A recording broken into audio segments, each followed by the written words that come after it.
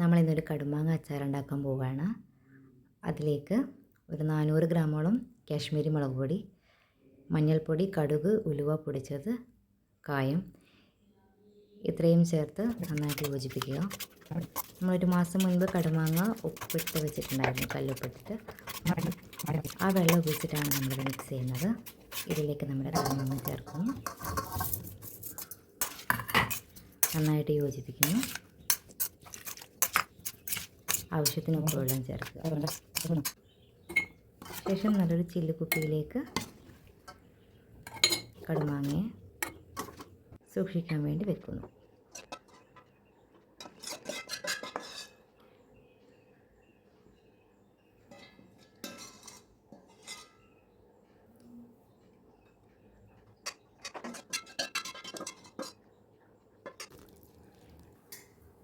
ഇനി ഇതിൻ്റെ മുകളിൽ ഒരു വാഴയില വാട്ടി വെക്കുന്നു. അതിൻ്റെ മുകളിൽ നല്ലെണ്ണ ചൂടാക്കി തണുപ്പിച്ച് ഒഴിക്കുന്നു. ഒരു 2 മാസത്തോളം നമ്മൾ ക്ഷമയോടുകൂടി കാത്തിരിക്കുക കേട്ടോ. നല്ല സ്വാദിഷ്ടമായ കടുമാങ്ങ അച്ചാർ റെഡിയായി.